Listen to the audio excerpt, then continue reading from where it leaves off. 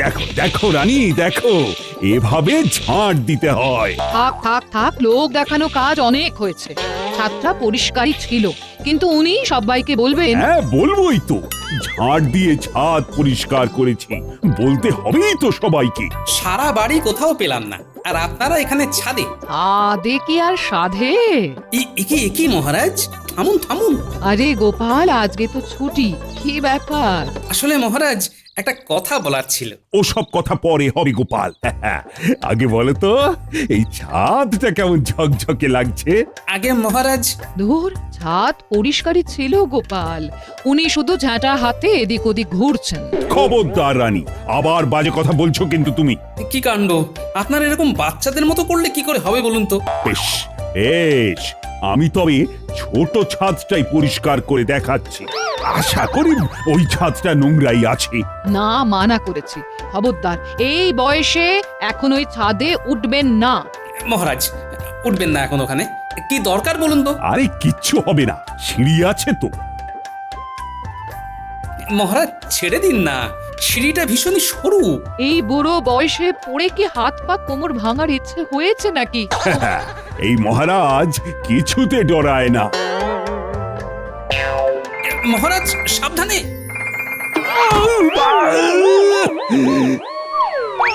যা ভেবেছিলাম হলো তাই। ওরে কে আছিস? ছুটে আয়, ছুটে আয়, মহারাজ পড়ে গেছেন।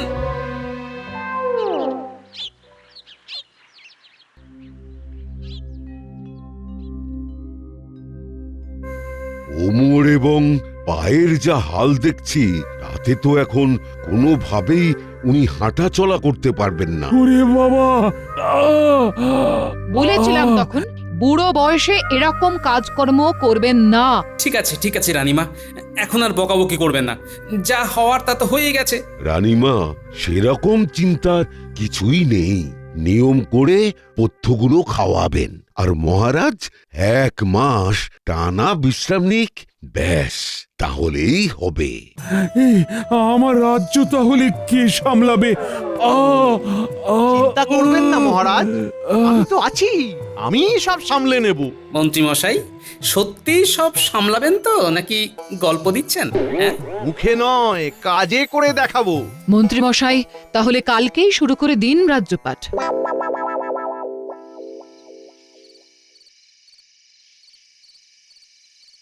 শুভেচ্ছা নতুন রাজা, এই নিন মিষ্টি খাজা। বাবা, অন্য সময় তো ডেকে ডেকেও পাওয়া যায় না, আজ না ডাকতেই এলি যে? আপনার মাথায় এত বুদ্ধি, আরে এটা ধরতে পারলেন না? না, একদম ধরতে পারিনি যে তা নয়, আসলে খবরটা পেয়েই নিজের স্বার্থে চলে এসেছিস, বল। একদম ঠিক, আপনি রাজা, আর এখন আমি আপনার পায়ে সব সময় পড়ে থাকতেও রাজি।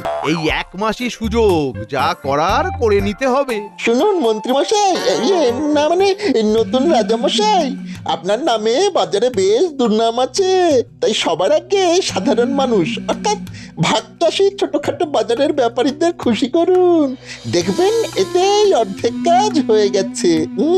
খুশি করতে গেলে তো ওদের ভালো করতে হবে, আর ভালো কাজ মানেই মোহর খরচ। ভালো কে করতে বলেছে? আগে মুখ মিষ্টি করে কথা বলে 1000 রকমের ভালো ভালো প্রতিশ্রুতি দিয়ে মন জয় করুন, তারপরে কাঠি করে দেবেন। ঝোপু যে কপ। একদম ঠিক। বাহ গিন্নি, বাহ বটা, তোরাও তো বেশ হয়ে উঠেছিস দেখছি। সুপ্রভাত সকলকে। এই 1 মাসের জন্য আমি যাকে যা কাজ দেব, সে সেই কাজই করবে। তাহলে বৈদ্য কি কিছু আবিষ্কার করতে বসবে, আর ওই বিজ্ঞানী কি চিকিৎসা করবে নাকি? গোপাল, গোপাল, তুমি একটু বাজে বকা বন্ধ করবে? আর শোনো, আমার সভায় কোনো ভাঁড়ের দরকার নেই, তাই তুমি বাইরের কিছু কাজ সামলাবে। আমি কি থাকবো নাকি নিজের পথ দেখবো?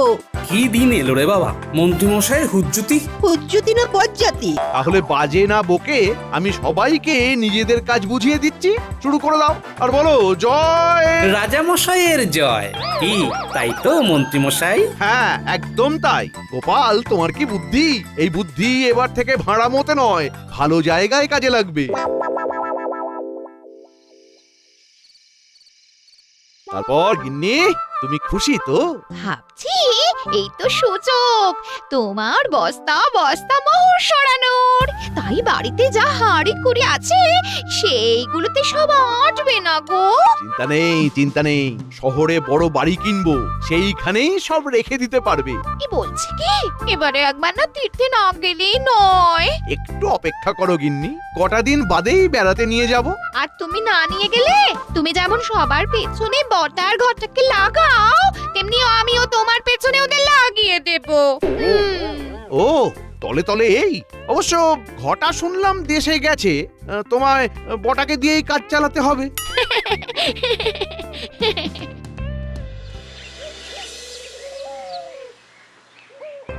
আগে মন্ত্রীমশাই, আমি সমস্ত ভাগ চাষিদের সাথে নিজে গিয়ে কথা বলেছি এবং তাদের কয়েকজনকে সঙ্গে করে নিয়েও এসেছি। ধন্যবাদ গোপাল। আশা করি ফসল ভাগাভাগির ব্যাপারে আপনি ওদের কথাটা মাথায় রেখেই একটা সুস্থ স্বাভাবিক সমঝোতায় আসবেন। বললাম না, মুখের কথায় নয়, কাজে করে দেখাবো। আর কদিন পরেই ফসল কাটা হবে। তা মন্ত্রী মশাই, আমরা দুভাগ নিয়ে রাজবাড়িতেও দুভাগ দেব তো? আমরা সমান সমান ফসল চাই। হ্যাঁ, এতদিন তোমরা আধা আধি ভাবে ফসল ভাগ করেছো, কিন্তু এবারে আমার রাজ্যে তোমরা ফসলের 3 ভাগ নেবে আর আমায় 1 ভাগ দেবে। কি? সকলে ঠিকই শুনেছো। তোমাদের পরিশ্রমের ফল তোমরাই বেশিটা ভোগ করবে, এইটাই আমি চাই। দেখা যাক, সব ভালো হলেই ভালো। জয় মন্ত্রী মশাইয়ের জয়, জয় মন্ত্রী মশাইয়ের। থাক, হয়েছে হয়েছে হয়েছে। কালকে সকলে এসো, আমরা চুক্তিপত্রে স্বাক্ষর করে নেব। মন্ত্রীমশাই, পবিত্র পরিচ্ছন্ন হওয়ার অভিযান, সবকিছু প্রকাশ্যে নিয়ম মেনে হবে। কি বলো গোপাল? এ কি ব্যাপার গোপাল, মন্ত্রীমশাই সাময়িক রাজামশাই হয়ে পুরো বদলে গেলেন। সত্যি কথা, আমি নিজেই লজ্জায় পড়ে গেছি। আমারও বেটাকে হয় না বিশ্বাস, ও সারাক্ষণ ফেলে বিষ ভরা নিঃশ্বাস। কথাটা অবশ্য মন্দ বলনি। ভাইরা, তোমরা সবাই নিচে বসে পড়ো। কেন কেন কেন? ওরা বসবে কেন? মানে না বসে কি দাঁড়িয়ে থাকবে? আরে গোপাল, তোমার মন ছোট বলে তুমি ভাবো ওরা নিচে বসবে। আসলে ওরা আমার রাজসভাতে নিচে নয়, সভাসদদের আসনে বসবে। কি? আমাদের আসনে? আপনার মাথা ঠিক আছে তো মন্ত্রীমশাই? আলবাত ঠিক আছে। তোমরা তো ওই আসনে বসে এমনিও কাজের কাজ কিছু করতে পারো না, কিন্তু এই ভাগ চাষি ভাইয়েরা আমাদের মুখে অন্ন যোগায়, তাই ওরা ওদের যোগ্য আসনে বসবে। তাহলে আমরা কি করব? কি আবার? বেরিয়ে যাবে সভা থেকে। আমি ওদের সাথে এবারে চুক্তিপত্র নিয়ে কথাটা বলে নি। যাও যাও যাও যাও যাও, সভাসদেরা সব বেরিয়ে যাও। পুটির বাবা, সব দেখে শুনে নিও কিন্তু। ঠিক আছে ঠিক আছে, সব দেখে শুনে নেবো।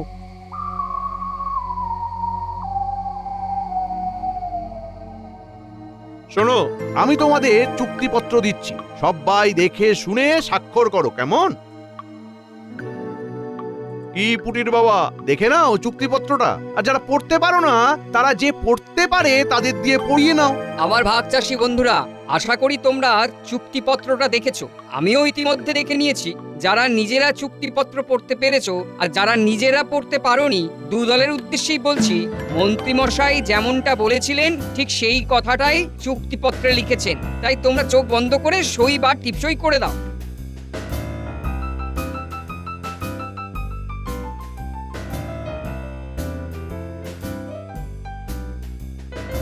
হ্যাঁ, মন্ত্রী মশাইয়ের জয় হোক। আমি তোমাদের সব সময় পাশে পাশে আছি, বিপদে আপদে সুখে দুঃখে সব সময়। ফসল কাটা হলেই আমরা আপনাকে 1 ভাগ ফসল দিয়ে যাব মন্ত্রীমশাই। ভিতরে তো সব জয়ধ্বনি দিচ্ছে। ওই তো সব বেরোচ্ছে। গোপাল দাদা, তুমি যে কেন মন্ত্রীমশাইকে এত বাজে ভাবো বুঝি না। চুক্তিপত্র একদম ঠিকঠাক ছিল, নিজের চোখে দেখে নিয়েছি। ও আচ্ছা আচ্ছা।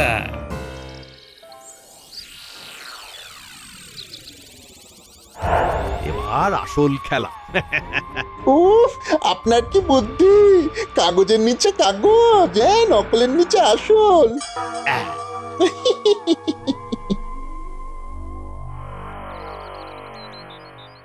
সুপ্রভাত মন্ত্রী মশাই। এ কি মন্ত্রী মশাই, আপনি এত কষ্ট করে আসতে গেলেন কেন? না, ভাবলাম ফসল কেটে আবার তোমরা অতটা দিতে যাবে, তার থেকে আমি চলে এলাম। বটাও আছে, তারপর খানাটে গরুর গাড়িকেও বলা আছে, একেবারে ফসল নিয়ে চলে যাব। সে আর বলতে। ফসল কাটা শেষ মন্ত্রী মশাই। ব্যাস, আমায় মোট ফসলের 3 ভাগ দাও, আর তোমরা 1 ভাগ করে রেখে দাও। তাড়াতাড়ি করো, তাড়াতাড়ি করো। বটা, গরুর গাড়িগুলোকে আসতে বল। এসব কি বলছেন মন্ত্রী মশাই? আপনি তো সেদিন অন্য কথা বললেন। মরে যাব মন্ত্রী মশাই। মরে যাবো মন্ত্রী মশাই? দেখো, সেই দিন কি বলেছি আমার মনে নেই, তবে চুক্তিপত্রে লেখা ছিল যে আমি ফসলের 3 ভাগ নেব আর তোমরা 1 ভাগ নেবে, আর সেই শর্তেই তোমরা সবাই সই করেছো। দেখে নাও। মন্ত্রী মশাই, আপনি আমাদের এভাবে ঠকালেন। আমি নিজে দেখেছিলাম সেদিন চুক্তিপত্রে লেখা ছিল ফসলের 3 ভাগ আমরা নেব আর 1 ভাগ আপনি নেবেন। চুক্তিপত্র দেখে নাও, আমি সব কাজ প্রকাশ্যেই করি। মন্ত্রী মশাই, মন্ত্রী মশাই, মন্ত্রীমশাই, হাওয়া বেগতিক হওয়ার আগে ফসল নিয়ে আমাদের এখান থেকে হাওয়া হয়ে যেতে হবে। ঠিক ঠিক।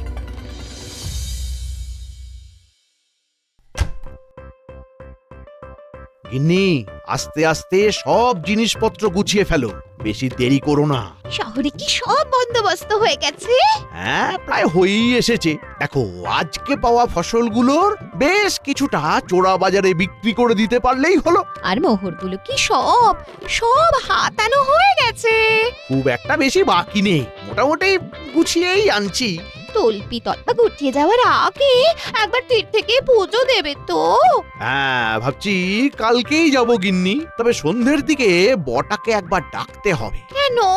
বরটাকে কেন ডাকবে?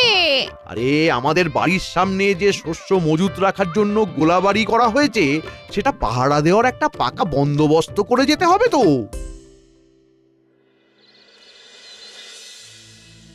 গোপাল দাদা, গোপাল দাদা, আমাদের বাঁচাও। কেন রে, কি হয়েছে? হ্যাঁ, মন্ত্রী মশাই আমাদের ঠকিয়েছে। মানে? সেই দিন চুক্তিপত্রে একটা কাগজের নিচে আরেকটা কাগজ এমন ভাবে রেখেছিল আমরা বুঝতে পারিনি, স্বাক্ষর করে দিয়েছি। আর আজকে ফসল কাটার দিনে দেখি সেই দিন আমরা 3 ভাগ ফসলের ভাগ ওনাকে দেব আর 1 ভাগ নিজেরা নেব, এই শর্তে সই করে চলে এসেছি। কিন্তু আমার মনে আছে ওপরের পৃষ্ঠায় অন্য শর্ত ছিল। মানে উপরের পৃষ্ঠাটা সরিয়ে দিয়েছে আর কি। চলো দেখি, মহারাজের কাছে যাই, মন্ত্রীকেও ডাক দিই।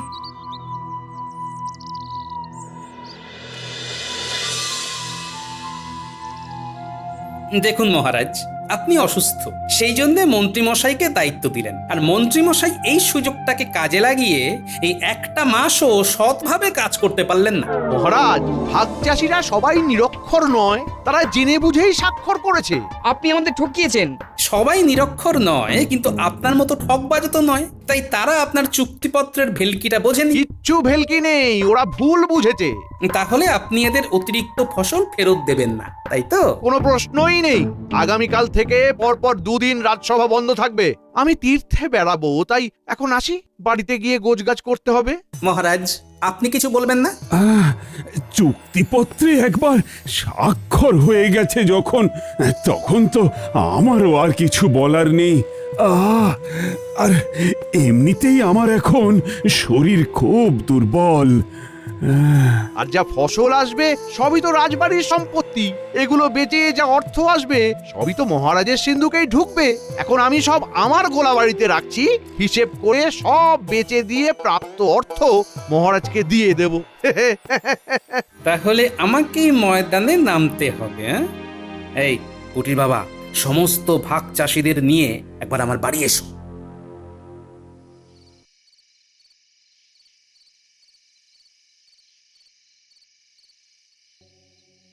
বটা, আমি থাকছি না, তুই কিন্তু খুব সজাগ থাকবি, হ্যাঁ, যাতে কোনোভাবেই ওই গোপাল বা ভাগ চাষিরা অতিরিক্ত ফসল লুট করতে না পারে। আপনি চিন্তা করবেন না, ভালো করে ঘুরে আসুন।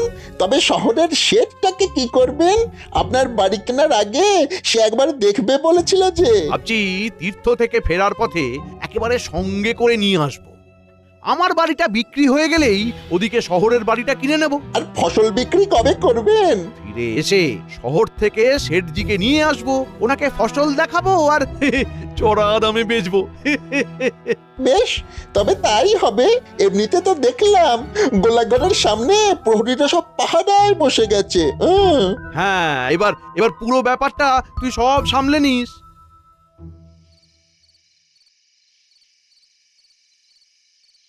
গোপাল দাদা, সবাইকে নিয়ে এসেছি। হ্যাঁ, এসো এসো। আমাদের বাঁচাও দাদা। তোমাদেরকে ডেকেছি তোমাদের এই অবস্থা থেকে উদ্ধার করব বলে। তুমি যা বলবে তাই করব দাদা, এখন শুধু উপায় বলো। শোনো, মন্ত্রীর গোলাঘরের পিছন দিকের গাছটা থেকে গোলাঘর কতখানি তফাতে আছে আগে গুণে দেখে নাও। তারপর আজ রাত থেকে সুড়ঙ্গ খোঁড়া শুরু করো। ওই সুড়ঙ্গ খুঁড়ে কি আমরা গোলাঘর থেকে অতিরিক্ত ফসলগুলো বের করে নেবো দাদা? হ্যাঁ, তবে শুধু অতিরিক্ত নয়, সব ফসলই বের করবে। ঠকানোর একটা মোক্ষম জবাব না দিলেই নয়। কিন্তু ওখানে যে প্রহরীরা আছে, প্রহরীদেরকে অন্যমনস্ক করে রাখার দায়িত্ব আমার, ন্যাপলা আর গুলটে। মনে রেখো, তোমাদের হাতে 2 দিন সময়। 2.5 দিনের দিন সন্ধে বেলায় মন্ত্রী ফিরছে। তার আগে তোমাদের কাজ হাসিল করে ফেলতে হবে কিন্তু। হ্যাঁ, হয়ে যাবে দাদা, আজ রাত থেকেই শুরু করব। ব্যাপারটা দেখো যাতে গোপন থাকে। আর একবার ওই ন্যাপলা আর গুলটেকে পাঠিয়ে দাও। কালকে সকাল থেকে আমরাও মাঠে নামবো আর তোমরা পাতালে। কিন্তু গোপাল দাদা, গাছের পিছন থেকে গোলাঘর কতখানি তফাতে রয়েছে তা এক পা করে মাপবো কি করে? এটা ন্যাপলা আর গুলটের কাজ। ওরা ঘুড়ি ওড়ানোর নাম করে প্রহরীদের ঘুড়ি ওড়াতে সাহায্য করতে বলে ঠিক গুনে নেবে। সব রকম সকম ওদের আমি শিখিয়ে দেব, কোনো চিন্তা করো না। এই যে ন্যাপলা, গুলটে, এখানে বেশি বাড়াবাড়ি করলেই আরং ধোলাই দেব বলে দিলাম। হ্যাঁ, বেশি করলেই ওই ঘুড়িটা দেব ছিঁড়ে। ছিড়বে কেন? আমাদের সাথে ওরাও না। এই ঘুড়ি দেখে মনে পড়লো, কতদিন হলো ঘুড়ি ওড়াই না। ও প্রহরী দাদা, ঘুড়ি ওড়াবি? এই এই এই বলে কি হচ্ছে? পাহারাতে চুপচাপ। ও প্রহরী দাদা, দেখো না, ভালো মাঞ্জা সুতো চৌরঙ্গি ঘুড়ি। এই প্রহরীরা, আমি একটু বাড়ি যাচ্ছি, তোরা খেয়াল রাখ। কিছু এদিক ওদিক এসে দেখলেই মারবো বলে দিলাম। হ্যাঁ বড়দা। ঘন্টু, এই সুযোগ ওড়ালে উড়িয়ে নে। এই নাও, এই নাও। তুমি এই কোলা ঘরের সামনে থেকে চড়াই দেবে, আমি দূরে যাচ্ছি। আচ্ছা ঠিক আছে।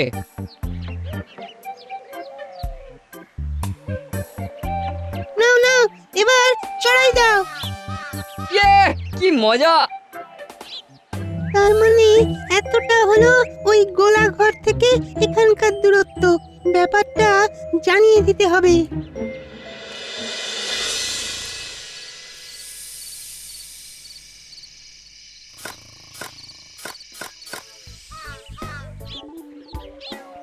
ও দাদারা, আজ খেলবে? দেখি আবার আজ এসেছে। গোলা ঘরের সামনে আসা মানা আছে। যাও যাও যাও, ভাগো ভাগো ভাগো। একটু খেলো না। খেলো না। এই গোপাল বেটাকে পেছনের পুরো মন্দিরের ভিতরে বন্দি করে 2জন পাহারাদার রেখে দে।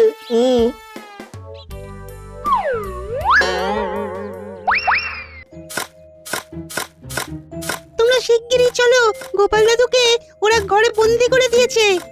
কি? গ্রামের যে বড় মন্দিরটা আছে সেখানে বন্দি করে রেখেছে। আমি তাহলে লুকিয়ে গিয়ে কথা বলে আসবো। বেটা প্রহরীরা ঘুমিয়ে কাদা, পা টিপে টিপে এসো।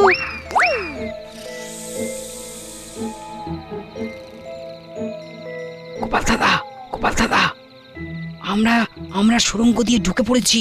সুড়ঙ্গের কাজ সম্পূর্ণ। তড়িঘড়ি কাজ শেষ করো, আমি বন্দি আছি। কালকে ছাড়া পেয়ে যাব, কিন্তু কাজ থামিও না। কালকে মন্ত্রী চলে আসবে। আচ্ছা।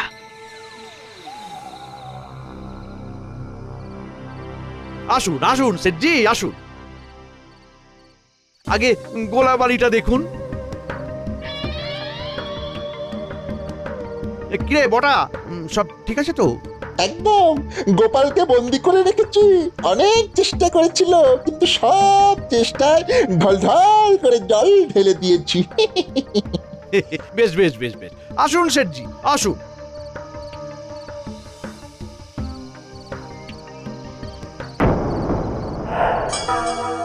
এই কি কি হলো? গোলার ভেতর ফসল নেই, উধাও। ও মা গো! মোহরগুলো আছে তো? শিগগিরই দেখি, চলো চলো। গোপাল তো বন্দি, তাহলে কে করলো এসব? বাড়িতে যদি মোহরও না থাকে তাহলে তোর মজা আমি দেখাচ্ছি বটা। ও মা, বাড়িও ফাঁকা। বটাকে ধরো, ধরো বটাকে। বটা! আমি কিছু জানি না, গোপালকে ধরুন। বলো বলো গোপাল, বলো, বন্দি থেকেও আমার গোলা ঘর থেকে কিভাবে ফসল সরালে? আপনার মতোই কারচুপি করে। মন্ত্রীমশাই, আপনি আমায় বন্দি করে রাখলেও মগজটাকে তো আর বন্দি করে রাখতে পারেননি। তাই মাটির তলা দিয়ে সুড়ঙ্গ কাটার পরামর্শ দিয়ে ভাগ চাষিদের ঠকিয়ে নেওয়া ফসল ওদেরকে দিয়েই লুট করিয়েছি। গোপাল, এ তুমি আমার কি করলে? দেখুন কেমন লাগে। আসলে কি বলুন তো, মাঝে মাঝে কারুর কারুর চরম শিক্ষার দরকার হয়, বুঝলেন তো? আমি আসি তাহলে। শোক কাটিয়ে তাড়াতাড়ি সেরে উঠুন রাজামশাই। মন্ত্রী মশাই, আমিও এই মকান নেবে না। শেঠজি, শেঠজি যাবেন না, যাবেন না শেঠজি, শেঠজি যাবেন না শেঠজি।